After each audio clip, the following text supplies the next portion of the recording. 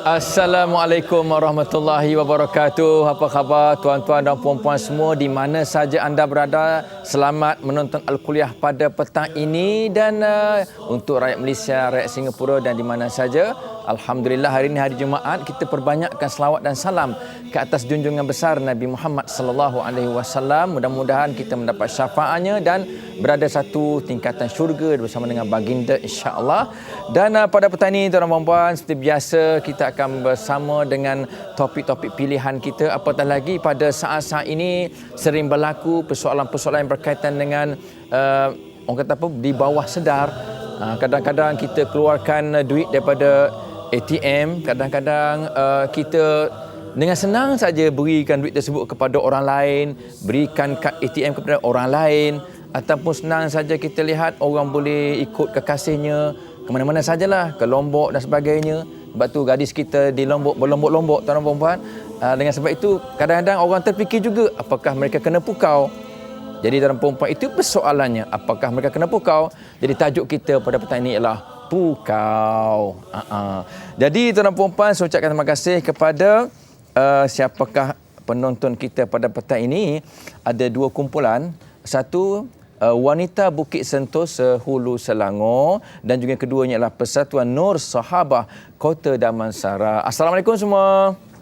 Alhamdulillah. Jadi tuan-tuan dan puan, hari ini secara langsung Al-Kuliah dan dengan topik pukau, siapakah ahli panel yang kita jemput pada petang ini? Tak lain tak bukan, kita carilah mereka yang berpengalaman. Yang pertama saya perkenalkan tuan guru kita yang bahagia, Ustaz Haji Abdul Rashid Ahmad, pengamal perubatan Islam. Assalamualaikum Ustaz. Waalaikumsalam warahmatullahi wabarakatuh. Alhamdulillah. Dan juga gandengan yang bahagia Ustaz, kita jemput Encik Helmi Neri Had bin Haji Sabtu, Presiden Akademi Hipnosis Malaysia. Assalamualaikum Encik Helmi. Waalaikumsalam warahmatullahi wabarakatuh. Alhamdulillah. Jadi kedua-dua ini adalah pakar pukau sebenarnya. Betul ke tak betul? Kita akan lihat nanti ya. Mereka akan menjelaskan keadaan pukau. Bukan mereka nak memukau kita sebenarnya, dan bukan nak mengajar tentang pukau. Sebab pukau barangkali satu ilmu yang sering dikaitkan dengan jenayah ataupun sering dikaitkan dengan perkara-perkara yang negatif. Apapun, kita lihat dahulu siapakah penyumbang-penyumbang ataupun penaja kita pada petang ini. Terima kasih kepada kitab fiqh daripada Pustaka Salam ya, yang sudi untuk menyumbang kitab fiqh mazhab Imam Syafi'i sebanyak 8 jilid kepada sesiapa saja yang menghantar SMS ataupun email yang terbaik berkaitan topik pukau. Kami akan memilih dua soalan yang menepati tajuk yang memang canggih-manggih. Kami akan hantarkan, bacakan soalan anda, dan Pustaka Salam akan menyumbangkan kitab fiqh mazhab Imam Syafi'i sebanyak 8 jilid, dan juga kepada produk di Hatiku yang telah menyumbang orang kata apa, jus-jusnya dengan nyumbang macam-macam lah yang anda lihat di kaca TV itu untuk produk-produk kesihatan, dan juga kepada Galeri Ilmu Sendirian Berhad yang pada petang ini menaja dua majalah yang tidak asing lagi. Anda boleh lihat di pasaran. Satu, majalah Anis untuk wanita yang solehah dan bentuk wanita yang solehah, dan juga majalah Asuh untuk membentuk anak-anak supaya dia terasuh dan terdidik dengan orang kata apa, dengan ajaran agama. Dan juga yang terakhirnya ialah terima kasih kepada produk Aifa Health Sendirian Berhad yang sudi orang kata menyumbang orang kata apa, ubat ataupun pil untuk kencing manis ataupun diabetes. Apapun perempuan, kita terus bertajuk kita pukau pada petang ini. Dan pukau ini biasa kita kait dengan sihir. Sebab pukau ni dia adalah jampi mentera barangkali, ataupun kaedah-kaedah dan caranya. Saya mintalah yang bagi Ustaz Abdul Rashid, Haji Abdul Rashid, terangkan pengertian dan ciri-ciri sihir ini, dan kenapa Nabi sendiri menggolongkan sihir ini terdiri daripada golongan dosa-dosa besar. Silakan Ustaz. Assalamualaikum warahmatullahi wabarakatuh. Alhamdulillah rabbil alamin. Wassalatu wassalamu ala asyrafil mursalin sayyidina Muhammadin wa ala alihi wa sahbihi ajma'in. Pukau menurut Kamus Dewan Bahasa ialah jampi serapah, tangkal dan sebagainya yang digunakan untuk memabukkan orang, menjadikan orang tidak sedar, atau membuat orang tidur lelap, hilang akal, tidak dapat berkata-kata, bingung dan terdiam. Termasuk juga dalam pengertian pukau ialah menguasai fikiran orang dengan tendungan mata, kadang-kadang dengan sentuhan atau hembusan ataupun ucapan, di mana penggunaan tendungan mata ini sehingga berlaku proses pukau dan apa yang disebut dengan al-ain. Ini yang dibesarkan oleh Rasulullah SAW melalui hadis riwayat Abu Hurairah radhiyallahu ta'ala anhu, al-ainu haqqun. Al-ain adalah benar. Rujuk kitab As-Salam Babut Tib, hadis riwayat Bukhari dan Muslim.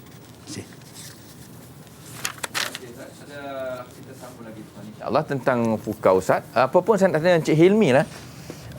Orang muda kita yang memang Presiden Akademi Hipnosis Malaysia. Saya nak tanya Encik Hilmi, hipnosis tu apa sebenarnya? Kita barangkali orang yang baru dengar hipnosis ni dia tak tahulah. Saya pun dia tak tahu hipnosis itu apa dan apa kaitan pula dengan pukau ni. Silakan. Okey, saya akan jelaskan dua maksud hipnosis ya. Yang pertama sekali, hipnosis ikut Kamus Dewan Bahasa dan Pustaka. Hipnosis ini adalah satu keadaan tidak sedar yang menyebabkan seseorang kelihatan seperti tidur, tetapi masih boleh mendengar, masih boleh melihat, masih boleh memahami segala saranan yang diberikan oleh orang yang menguasai mindanya pada ketika itu. Itu ikut Kamus Dewan Bahasa dan Pustaka. Okey, kalau ikut sainsnya pula, hipnosis ialah salah satu kaedah untuk reprogramming minda manusia melalui aplikasi minda secara sedar menggunakan lisan dan memanipulasikannya mengikut kehendak yang dipersetujui oleh kedua-dua belah pihak. Maksudnya, nak buat hipnosis ni masing-masing kena setuju, kena will, baru boleh buat. Okey, Itu itulah secara ringkas. Itu ringkas. Jadi tuan perempuan kalau ada masalah, ada kemusykilan, ada permasalahan yang berkaitan dengan pukau ke hipnosis ke, anda boleh email dan SMS kepada kami iaitu alkuliahtv3@gmail.com. Alkuliah terus sambung dengan TV3 ya, satu perkataan, alkuliahtv3@gmail.com. Okey, kita tunggu soalan daripada anda. Apapun yang bagi Ustaz, bila Ustaz sebut tentang pukau ataupun sihir, ada orang dia rasa tak ada apa-apa lah. Saya belajar ilmu kebal katakanlah sebab nak pertahankan diri. Sebab itu ada merompak dia mengamalkan ilmu kerbau. Kerbau lah dia. Ada pula Ustaz dia kata ilmu pendinding diri, dia mengamalkan saka dan sebagainya. Jadi barangkali Ustaz boleh cerita tak tentang mereka yang tidak rasa berdosa, tak rasa bersalah ni, dan mereka perturunkan pula ilmu-ilmu ini kepada anak cucu. Silakan Ustaz. Terima kasih. Mempelajari ilmu sihir atau apa juga cabang ilmu sihir hukumnya adalah haram. Dan ketika Rasulullah SAW ditanya kerana masalah sihir merupakan satu di antara penyakit yang wujud sejak awal sejarah kehidupan manusia, malah dikaitkan dengan zaman Nabi Idris AS. Baginda SAW ditanya, apabila seseorang terkena sihir, bolehkah ia dirawat dengan sihir? So maknanya, untuk merawat sihir dengan sihir, artinya di sini seseorang itu perlu mempelajari kaedah sihir, barulah dia boleh merawat dengan sihir. Ini dikatakan adalah dilarang. Dan Rasulullah pernah menyebut, Inna ruqa wat tamaima wat tiwalata syirkun. Sesungguhnya, jampi mentera yang dikaitkan terus dengan sihir, wat tamaima, tangkal azimat yang digantung pada leher ke, diikat pada pinggang atau tangan. Wat tiwalah, tiwalah maknanya ilmu penunduk. Selalunya digunakan tiwalah ini, isteri tundukkan suami atau suami tundukkan isteri. Dan dia boleh juga membawa kepada maksud sebarang usaha untuk menundukkan seseorang sehingga hilang kesedaran dan sanggup menyerahkan apa saja yang ada pada dirinya, maka ini disebut oleh Rasulullah sebagai syirkun, iaitu amalan-amalan yang membawa kepada syirik. Wallahu a'lam. Ya Ustaz. So anda semua di mana sajalah kalau dah dengar tu syirik, itu maknanya rosaklah akidah kita. Jadi kalau kita sembahyang 5 waktu sehari semalam tapi kalau dah bergelumang dengan syirik, rasa rugilah, burn, orang kata burn segala amal ibadah kita. Cik Hilmi, saya nak tanya Cik Hilmi, apakah kegunaan dan manfaatnya? Saya pun rasa nak belajar jugalah hipnosis ni. Apakah kegunaan dan manfaat kita belajar ataupun hipnosis itu dalam masyarakat kita lah terutamanya? Silakan. Hipnosis ni kalau nak dikatakan manfaatnya sangat banyak. Saya boleh pecahkan. Yang pertama sekali, manfaat untuk bidang psikologi. Yang kedua, untuk bidang pembangunan personal. Yang ketiga, untuk bidang kesihatan. Yang keempat, untuk pembangunan remaja. Dan yang kelima, kesihatan. Saya pecahkan satu persatu supaya penonton-penonton di studio dan di rumah dapat lihat secara jelas apakah sebenarnya manfaat hipnosis yang kita boleh ambil untuk kegunaan diri kita, untuk kegunaan keluarga kita, untuk kegunaan negeri dan negara kita, insya-Allah. Yang pertama sekali, dalam bidang psikologi, insya-Allah hipnosis ini boleh bantu kita untuk reprogramming semula minda manusia yang mungkin ada di kalangan kita ni yang sering kali fobia, sering kali stres, sering kali tension tertekan. InsyaAllah hipnosis ini dapat membantu untuk kita program semula yang daripada fobia jadi tak fobia, yang tension jadi tak tension, insyaAllah. Untuk pembangunan personal pula, kita boleh gunakan, mungkin ada di antara kita ni yang kadang-kadang bila nak bercakap rasa takut, nak bercakap rasa malu, nampak muka bos kita tiba-tiba ada rasa benci tiba-tiba. InsyaAllah melalui hipnosis ni kita boleh reprogram balik yang muka yang kita benci tu, insyaAllah kita boleh program bila tengok aja muka bos kita rasa sayang. Yang malas tu insyaAllah kita boleh program pula jadi rajin. Okey, kesihatan pula kita boleh katakan hipnosis ni boleh bantu kita untuk mengawal diet kita. Contohnya bagaimana? Ada orang yang mungkin dia bila dia nak makan tu wajib kena makan kurang-kurang 3 pinggan. Kadang-kadang makan 1 pinggan tak cukup, 2 pinggan tak cukup, kena 3 pinggan. Tetapi dengan hipnosis insya-Allah boleh bantu untuk reprogram semula minda dia. Bila dia makan 1 pinggan, tiba-tiba dah rasa kenyang. Maksudnya konsep reprogramming minda daripada negatif, insya-Allah menggunakan hipnosis kita boleh tukarkan kepada negatif, insya-Allah. Itulah sebuah sedikit manfaat dia. Okey. Banyak saya tanya ni Cik Hilmi sebenarnya, dan di luar sana pun banyak soalan. Apa pun kita berehat seketika dan kita jumpa lagi selepas ini. Jangan ke mana-mana ya. Ya Mustafa ya Safwatan Rahmani,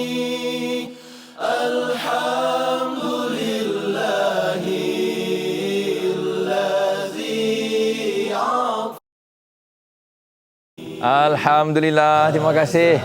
Jadi tuan-tuan dan puan-puan, kita beralih kepada pukau. Apapun sebelum kita di pukau dan sebagainya, kita lihat jangan lupa ya, kalau hari Jumaat ada Al-Kuliah jam 5 sampai 6 petang. Pada hari Ahad pula jangan lupa bersama dengan halaqah sahabat Al-Kuliah yang bernama halaqah itu dengan tajuk 3 Api Cinta pada hari Ahad ini jam 10 malam di TV9. Okey, kita teruskan kepada soalan penonton. Pada petang ini kita lihat ramai penonton ni yang akan bertanya. Saya akan pilih dulu Puan Nordia Harun. Silakan kalau ada soalan. Bismillahirrahmanirrahim. Okay. Assalamualaikum Ustaz. Waalaikumsalam. Saya ingin bertanya satu soalan. Ya. Soalan saya ialah, pukau seringkali dikaitkan dengan samun.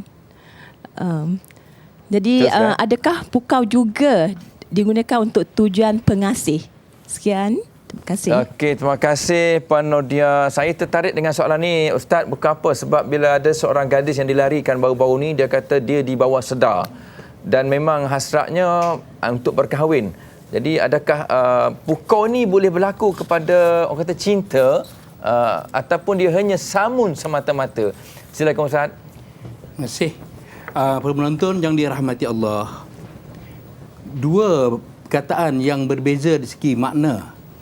Sebagaimana kita sebutkan tadi, pukau berlaku ke atas seseorang individu dalam keadaan yang mangsa tidak sedar sepenuhnya ataupun sebahagian manakala samun biasanya dikaitkan dengan cara kekerasan, sama ada menggunakan senjata ataupun apa saja teknik yang boleh melemahkan mangsanya untuk mencapai tujuan dia.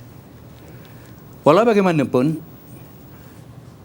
menyamun cinta, jadi itu bahasa yang sesuai saya sebut, sehingga sanggup buang emak, buang saudara, kerana kasih saya turutkan. Nasi lemak, buah bidara, batang selasih saya lurutkan.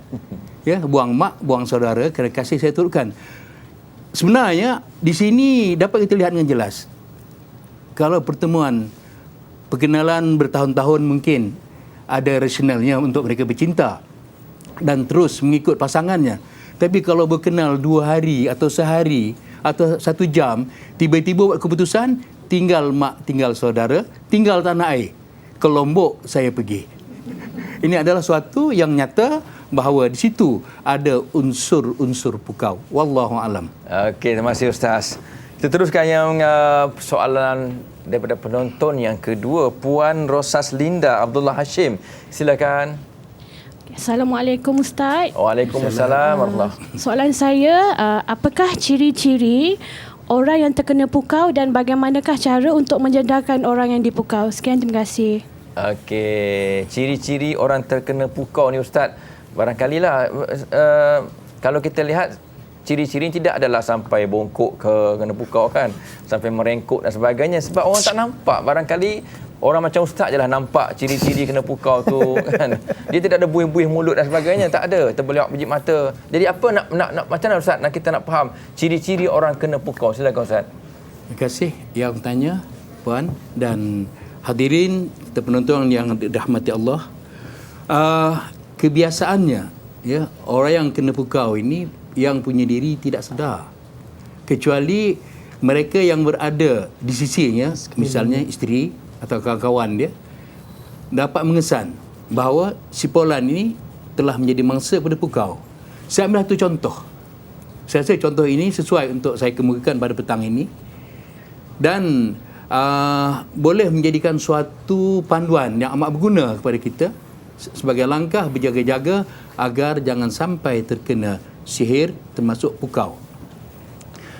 Seorang yang berjabat tangan dengan seorang penyambut tetamu dalam sebuah program kursus, tentunya yang datang lelaki, yang menyambut perempuan.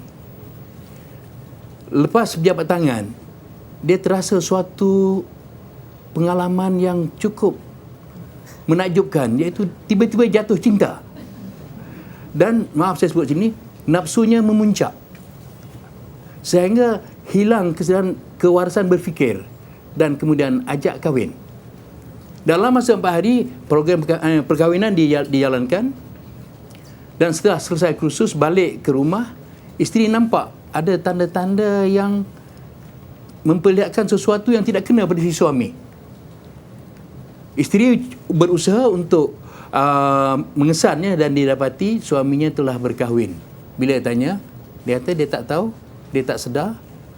So, isteri kata, mana mungkin tak sedar? Susah isteri nak percaya kalau kahwin tak sedar. Tapi hakikatnya itulah yang berlaku. Walaupun si isteri memujuk suami, marilah kita berikhtiar. Alhamdulillah, setelah kita usahakan, kita punca masalah, kita ubat, ikhtiar, sedar. Dia sedar. Dia kata dia telah berbelanja dalam masa 4 hari lebih kurang dalam 20,000 dan dia sebut kemudian dia kata tak cantik mana pun Ustaz katanya. Maknanya dah sedar boleh nampak perempuan tu tidak cantik. Wahal sebelum tu Masya Allah, di wajahmu ku lihat bulan. Ya?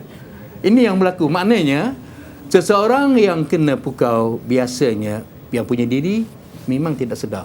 Hanya orang yang berada di sekelilingnya saja yang dapat mengesan bahawa dia telah menjadi mangsa berpukau. Wallahu alam. Okey, terima kasih Ustaz. Okey, kita teruskan soalan yang keseterusnya. Ada Puan Noreha Darwin. Ada ke? Okey, silakan.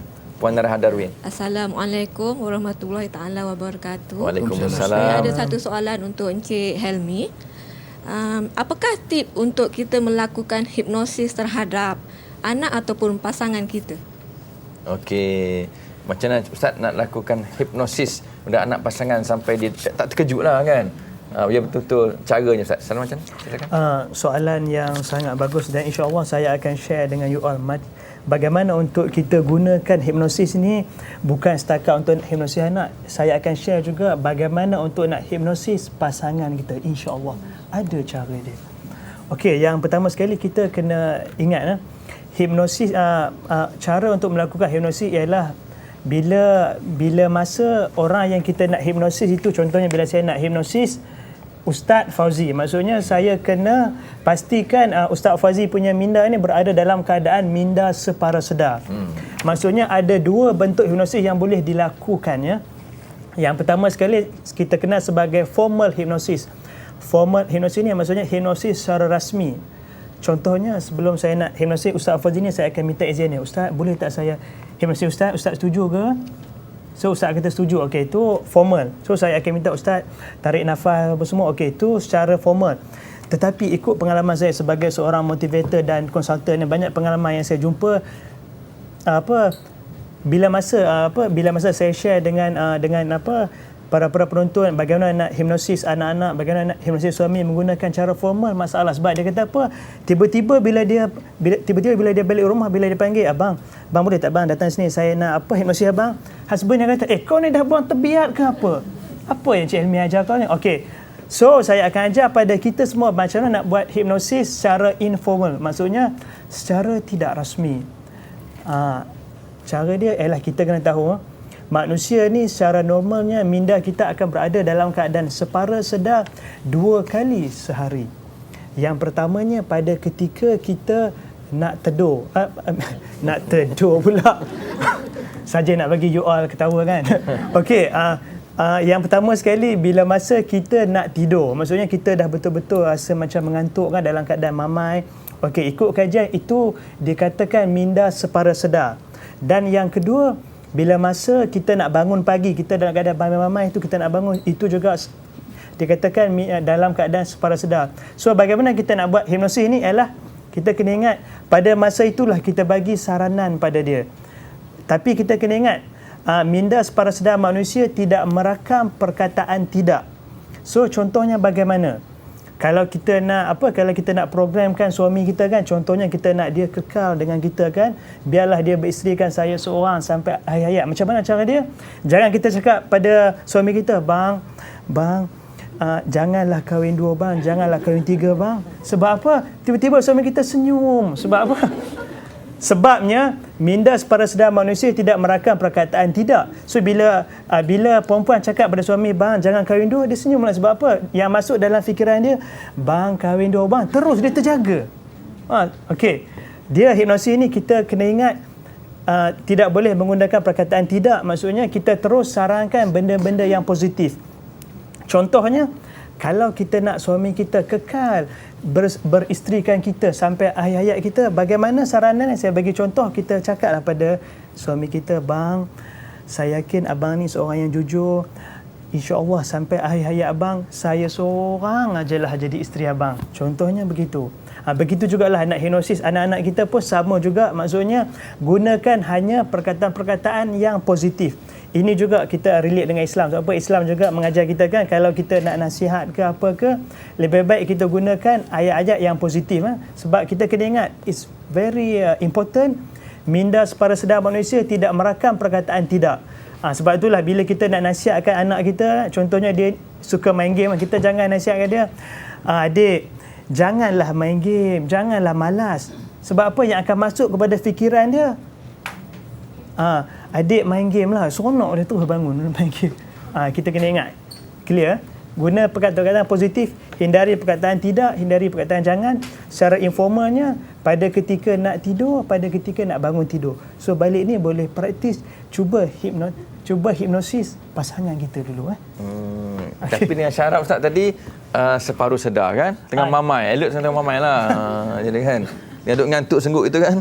Ah. Kena pegang apa-apa tak? Nanti Ustaz buat demo nanti kan. InsyaAllah nanti saya akan buat demo. Okey, tak apa, mungkin saya boleh tambah lagi sikit boleh? Okey, boleh. Okey. Maksudnya kita sebab itulah kan kita melarang kan anak-anak kita tu, yang banyak kita larang anak-anak kita ni jangan kita biarkan tidur di hadapan TV. Sebab apa? Dikuatiri sebab macam yang saya cakap tadi, bila kita nak tidur ni minda kita separa sedar tau. So bila dia nak tidur, tiba-tiba dekat TV tu mungkin dia tengok gambar perempuan seksi ke, dia tengok gambar wrestling ke, Undertaker ke apa.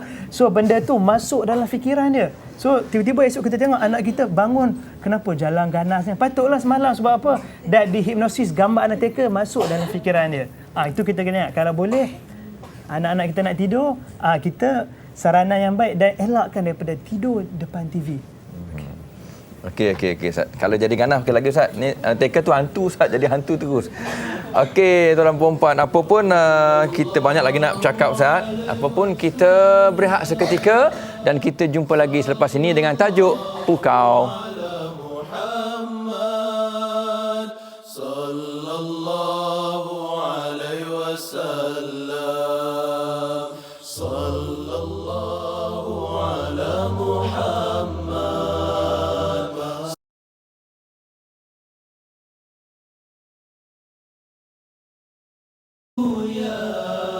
Okey, terima kasih kepada anda semua sebab memang setia dengan Al-Kuliah pada setiap petang Jumaat 5 hingga 6 petang, dan tajuk kita pada petang ini berkaitan dengan pukau.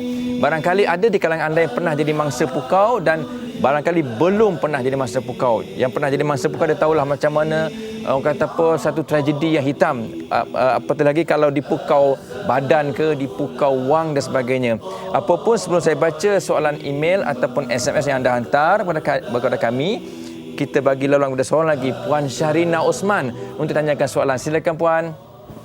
Bismillahirrahmanirrahim. Assalamualaikum Ustaz. Waalaikumsalam. Satu soalan daripada saya ya. Biasanya pengamal perubatan ni dia dakwa dia guna semua ayat-ayat Al-Quran. Tapi sebab ada yang minta kain kuning lah, minta kemenyan lah. So boleh tak Ustaz terangkan dengan jelas apakah ciri-ciri perubatan secara Islam yang sebenar supaya kami ni semua tidak keliru. Terima kasih. Terima kasih Puan Syarina. Inilah sebab Ustaz ada orang dakwa macam tu. Saya buat secara Islam. Cara Islam ni. Jadi kadang-kadang dia guna pula nama ustaz-ustaz tertentu Ustaz. Dia jual pula nama Ustaz Rashid. Saya nak anak murid Ustaz Rashid lah ni. Jadi Ustaz, boleh tak Ustaz ceritakan sikit cara-cara kaedah yang orang kata pun menepati kaedah perubatan Islam. Silakan Ustaz. Terima kasih Puan Sarina, para penonton yang dirahmati Allah. Rawatan menurut Al-Quran dan As-Sunnah telah menjelaskan bahawa kaedah yang dibenarkan dalam tujuan rawatan, pertama, membaca ayat-ayat Al-Quran atau doa-doa yang bersumber daripada baginda Rasulullah SAW. Itu yang pertama. Yang kedua, dengan bahasa Arab atau sebarang bahasa yang tidak mengandungi perkataan syirik, yang boleh membawa pada syirik.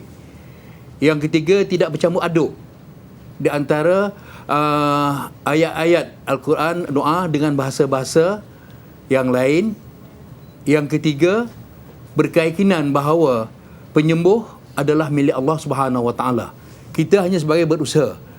Penggunaan bahan-bahan seperti yang Puan Sarina tanyakan tadi, seperti kemenyan, kain kuning, itu tidak termasuk dalam amalan pengubatan Al-Quran dan Sunnah. Kita tidak nafikan rawatan yang menggabungkan antara wahyu Allah SWT dengan bahan-bahan bumi seperti apa yang disebutkan Rasulullah SAW mengenai kurma ajwa. Barang siapa makan buah tamar ajwa 7 biji tiap-tiap pagi, dia akan selamat daripada kesan ilmu sihir. Ataupun daun bidara. Ini disebut juga dalam kitab, ambil 7 helai daun bidara, kita tumbuk, campur dengan air, buat mandi dan buat minum. Manakala bahan-bahan yang lain, seperti yang disebutkan tadi, tidak termasuk dan tidak pernah disebut dalam mana-mana pengamal pengobatan Islam yang benar-benar beramal mengikut apa yang telah ditunjuk oleh baginda Rasulullah sallallahu alaihi wasallam. Jadi maknanya tidak dibenarkan sebarang penggunaan kemenyan yang kemudian dibakar kerana asap kemenyan adalah menarik perhatian jin dan lebih mudah berasosiasi dengan mereka untuk tujuan-tujuan yang boleh membawa kepada amalan-amalan syirik. Na'udzubillah min zalik. Na'udzubillah. Terima kasih Ustaz. Apapun saya rasa dah sampai giliran untuk kita buat demo, boleh Cik Elmi? Demo untuk kita tengok macam mana kaedahnya hipnosis itu berlaku, mungkin secara formal ataupun tidak formal. Silakan Encik, siapa nama dia punya klien? Silakan. Okey, kita lihat perempuannya. Musli kita. Okey, silakan. Terus. Okey. So sekarang dia normal kan? Okey, dia bukan kena buka lagi kan? Belum nak buka lagi. Okey, insya-Allah saya akan tunjukkan pada para penonton sedikit teknik yang kita boleh buat untuk kita nak melakukan hipnosisnya. This is a very basic teknik, insya-Allah. Kalau nak yang lanjut tu nanti boleh jumpa saya lepas ni. Okay, sekarang ni this is a very basic teknik, okey. Saya panggil you dengan Musli Boleh? Okey. InsyaAllah Musli, you setuju ke saya nak hipnosis you? Setuju Okey, you will lah, you memang willing Okey. So Musli, InsyaAllah saya akan bagi pada you beberapa saranan dan saya harap you follow apa yang saya cakap lah. Kalau you percaya pada saya, you boleh hanggupkan kepala you. Okey, terima kasih. Okey, Cik Musli, you hulurkan you punya tangan ke hadapan. Okey. Okey, cuba you tekan tapak tangan saya. Makin lama you tekan, makin kuat. Makin lama you tekan, makin kuat. Okey. Makin lama you tekan, makin kuat. Lagi Cik Musli, tekan tangan lagi. Makin lama, makin kuat. Tidur. Semakin relax, semakin santai, semakin relax, semakin santai. Ini saya namakan teknik shock induction. Maksudnya kita buat teknik hipnosis secara pantas. Tapi harus diingat walaupun Cik Musli ini kelihatan tidur, tapi dalam masa yang sama dia masih lagi boleh mendengar. Kalau perempuan cakap something pada dia boleh dengar. Ini yang kita panggil hipnosis ni dalam keadaan yang separa sedar. Walaupun dia kelihatan tidur, tapi insya-Allah segala saranan yang kita bagi pada dia, segala apa benda yang kita cakap pada dia, dia boleh dengar. Itu yang dikatakan keadaan separa sedar. Okey Musli, saya akan hitung daripada 3 hingga ke 1 dan bila saya sampai pada 1, saya nak awak bangun semula dalam keadaan mata tertutup. 3, 2, 1. Bangun. Tutupkan mata you. Okey, itu yang pertama. Saya akan buat demo yang kedua. Okey Musli, kalau awak dengar saya punya percakapan, awak tolong angkatkan ibu jari di sebelah kanan. Okey, terima kasih. Okey Musli, tarik nafas dan lepaskan nafas. Rasakan awak semakin relax, semakin santai, semakin tenang. Saya akan hitung daripada 3 hingga ke 1 dan bila saya sampai pada 1, saya nak awak lakukan apa saja arahan saya. Kalau awak faham, awak tolong berikan isyarat dengan mengangkat ibu jari di sebelah kanan. Okey, terima kasih. Musli, selepas ini saya nak awak temukan ibu jari awak dan juga jari telunjuk awak di sebelah kanan. Dan bila awak temukan ibu jari dan jari telunjuk awak di sebelah kanan, akan timbul dalam fikiran awak memori-memori kelakar, memori-memori gembira yang pernah berlaku dalam hidup awak sebelum ini. Kalau awak faham apa yang saya cakap, awak tolong berikan isyarat dengan mengangkat ibu jari di sebelah kanan. Okey, terima kasih. Okey Musli, ingat selepas ini saya akan beri arahan kepada Musli untuk menemukan ibu jari sebelah kanan dan ibu jari sebelah kanan dan juga jari telunjuk. Saya akan beri arahan untuk Musli temukan ibu jari dan jari telunjuk Musli yang di sebelah kanan, dan bila Musli temukan ibu jari dan jari telunjuk di sebelah kanan, akan datang dalam fikiran Musli, akan datang dalam memori Musli peristiwa-peristiwa kelakar yang telah pun berlaku dalam hidup Musli selama ini. Kalau Musli faham, Musli tolong berikan isyarat dengan mengangkat ibu jari di sebelah kanan. Okey, terima kasih. Okey Musli, saya akan hitung 1 hingga 3. Bila saya sampai pada angka ketiga, saya hendak Musli temukan ibu jari dan juga jari telunjuk di sebelah kanan dan terus ingatlah segala pengalaman-pengalaman kelakar yang telah pun berlaku di dalam hidup Musli selama ini. 1, 2, 3. Okey, Musli temukan sekarang.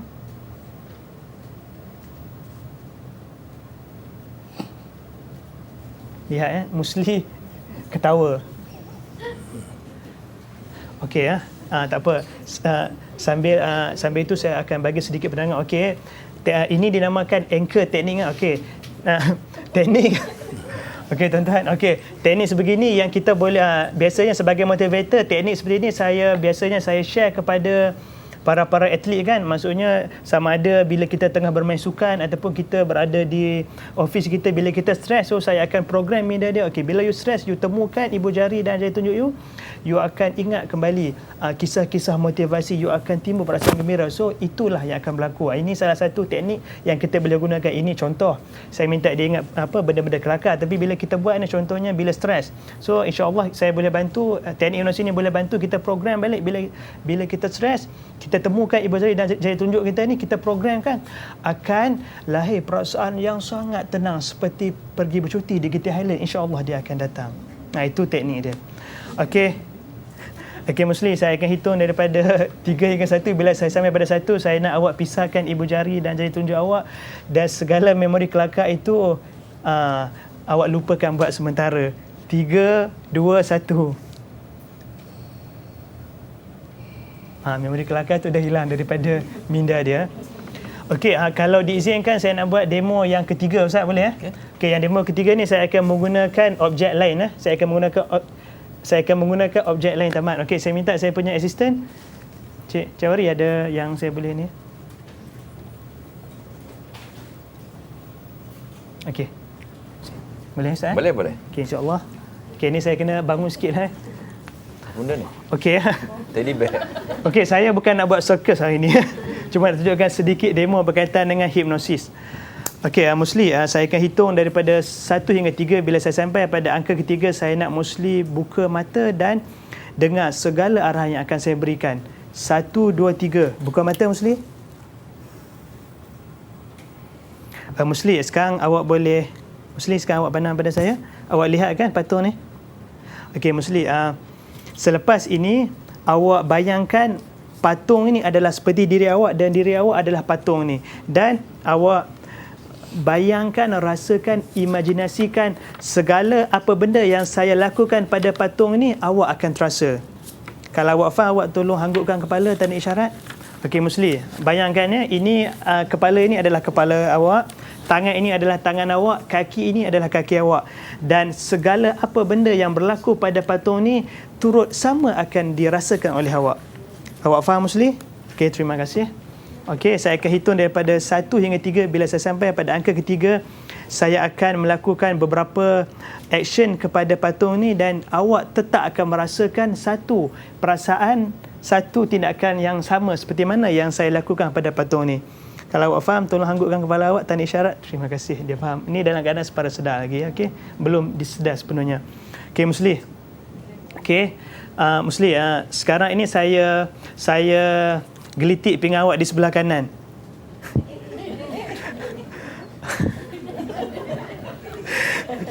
Okey Musli, sekarang ni saya gelitik pinggang awak di sebelah kiri. Okey Musli, sekarang ni ini kaki kanan awak. Sekarang ni saya gelitik kaki kanan awak di sebelah kanan. Okey Musli, sekarang ni ini kaki kiri awak, saya akan gelitik kaki kiri awak di sebelah kiri.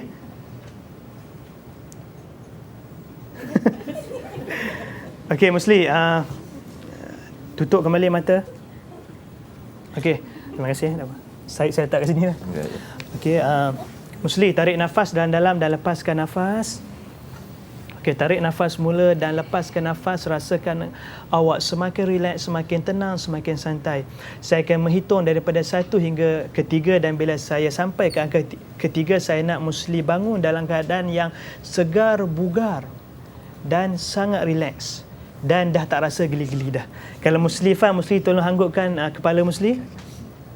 Okey. Okey, Musli, satu, tarik nafas dalam, lepaskan nafas, semakin tenang, semakin rileks, semakin santai. Dua, tarik nafas dalam-dalam dan lepaskan nafas, semakin tenang, semakin rileks, semakin santai. Tiga, tarik nafas dalam-dalam dan lepaskan nafas, rasakan semakin tenang, semakin rileks, semakin santai. Okey, Musli, buka mata dalam keadaan yang segar dan bugar. Okey, Musli, terima kasih kerana setuju untuk jadi bahan demo. Okey. Okey. Okey, terima kasih kepada Encik Helmi yang telah menunjukkan kita hipnosis. Ingin saya maklumkan kepada penonton semua, ini bukanlah pukau. Ya, jangan kita ni pukau ni, bukan begitu, dan tidak ada apa-apa mentera pun dibacanya. Saya dengar tadi kan ada syuk-syuk tak ada pun. Jampi-jampi serapah ataupun dua rampah tak ada. Semuanya dia menggunakan hipnosis, itulah kita hipnosis. Ini bagus barangkali untuk mereka yang program payah, minda. Nak program minda satu, yang kedua yang payah tidur. Yang jenis suka nak tidur kan, elok juga kita gunakan kaedah yang sama, mereka akan tidur dengan senang kan. Apapun tuan perempuan, kita berehat seketika dan kita akan bacakan soalan email selepas ini nanti. Jumpa lepas ini.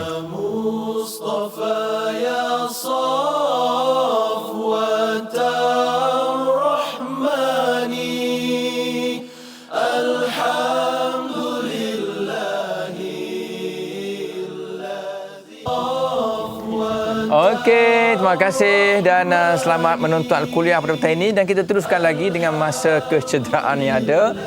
Saya nak tanya Encik Musli lah tadi yang jadi mangsa yang kena hipnosis tu. Nak tanya Encik Musli, sebenarnya Encik Musli tadi tertidur ke ataupun macam mana? Kan dia pegang kepala je macam nak gusti tadi kan. Terus tertidur terlena ke macam mana dia buat kan? Rasa perasaan ketika di alam mana? Di alam gaib ke, di alam tidur ke, di alam mimpi ke? Okey. Perasaan saya, teruskan apa? Boleh. kerana saya dah janji awal saya akan izinkan untuk ikut. Jadi bila saya totally trust dia. Dan dia pun sifu anyway. So saya ikut aja. Dan masa saya tolak tangan tu, bila perubahan tu, saranan tidur dan memang I just tidur. Tapi sebenarnya masih alert lagi, masih dengar lagi. Dasar saja tidur kan. Tapi akal kita masih lagi orang kata apa, peka kepada persekitaran.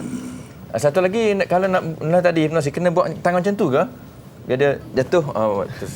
Ke tak boleh guna kaedah lain? Bukan, itu maksudnya itu salah satu kaedah kita panggil sebagai apa, induction technique. Maksudnya kita boleh buat pelbagai teknik. Itu salah satunya untuk saya bawa minda dia ke minda separa sedar. Yang itu salah satulah yang mungkin kita boleh buat. Saya minta dia tarik nafas, tutup mata pun sama.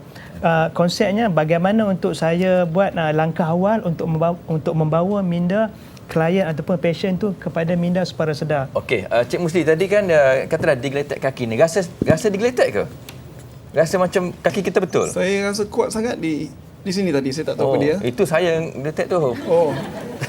Tapi yang kaki tu terasa. Memang tak sekuat yang. Okey. Itulah. Jadi kalau anda nak cuba, bolehlah datang ke tempat Cik Helmi nanti. Kemudian nantilah ya. Okey, saya nak tanya yang bahagian Ustaz Rashid lah. Saya baca soalan email ni Ustaz. Memang banyak soalan. Saya rasalah lebih 50% soalannya ialah tentang kaedah untuk menghindarkan diri daripada kena pukau Ustaz. Jadi ada satu soalan ni daripada siapa namanya, dia kata Zaidah ni, cara terbaik untuk elak pukau. Macam caranya? Silakan Ustaz. Terima kasih. Ada banyak cara untuk kita mengelak diri daripada menjadi mangsa pukau. Dan yang terbaik tentulah kita merujuk kepada pesanan-pesanan daripada baginda Rasulullah sallallahu alaihi wasallam. Misalnya, sebelum kita keluar dari rumah, walaupun ada ketikanya pukau boleh berlaku dalam rumah. Misalkan tidur malam, datang perompak, dah tidur, ditambah dengan pukau lagi, makin nyenyak tidur. Sedar-sedar rumah dah kena pecah dan dah kena geledah. Barang-barang telah hilang. Okey. Baginda Rasulullah SAW memesankan kepada kita, setiap kali kita nak keluar dari rumah, bacalah doa. Bismillahi tawakkaltu 'ala Allah wala haula wala quwwata illa billah. Dan dikatakan kepada orang yang membaca doa ini, kufita wa wuqita wa hudita wa tanaha anhu syaitan. Maksudnya, keperluan engkau akan dicukupkan, engkau akan dipelihara, dijauhkan dari kejahatan, dan engkau diberi petunjuk serta dijauhkan daripada gangguan syaitan. Jangan lupa, pukau berkait dengan penggunaan makhluk halus, iaitu syaitan. Jadi itu yang pertama untuk kita benteng diri sebelum kita keluar rumah ke mana-mana.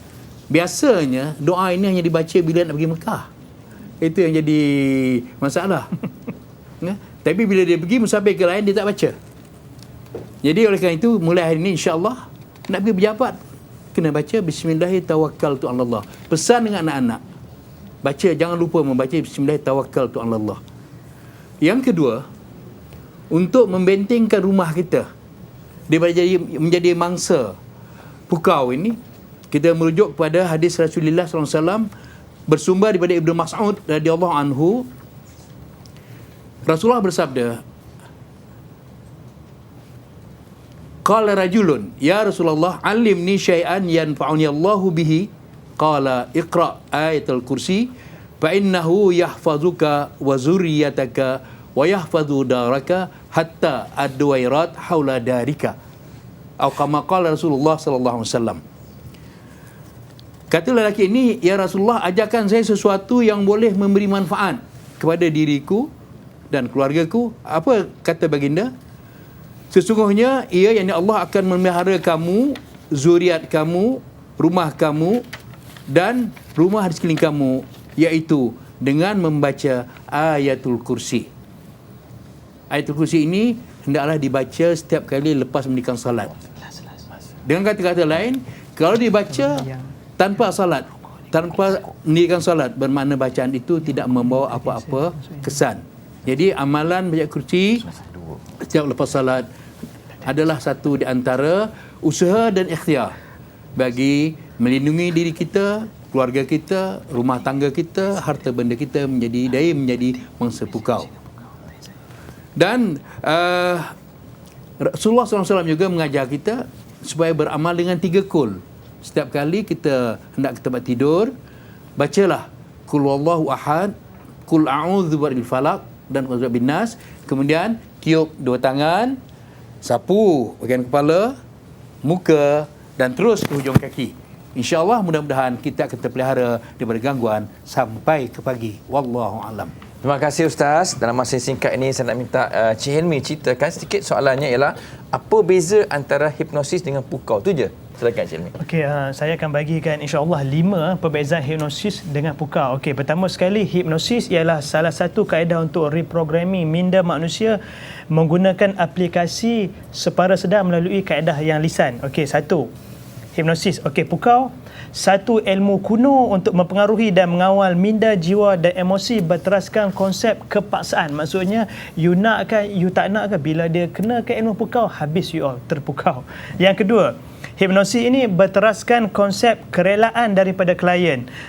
Pukau berlawanan pula. Pukau ni maksudnya you nak ke, you tak nak ke, bila dia dah kena ke ilmu mandarin pada you all, habis. Macam Ustaz tadi cakap, sampai ke Lombok kau ikuti. Saya tak sempat nak pantun sebab masa tak sempat kan. Okey, yang ketiga, hipnosis ini menggunakan saranan ataupun suggestion yang kata-kata yang kita dah pun yang disusunkan. Tetapi pukau ni bukan guna kata-kata, guna jin, syaitan, iblis, toyo dan pelbagai lagi.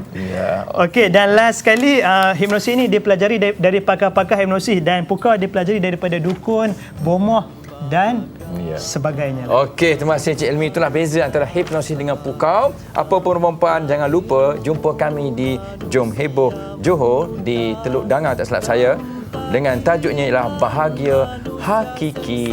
Ya, terima kasih Cik Helmi, terima kasih Cik Muslim, terima kasih Ustaz dan juga terima kasih anda semua. InsyaAllah kita jumpa lagi minggu depan ya. Assalamualaikum warahmatullahi wabarakatuh. Manusia tersiksa.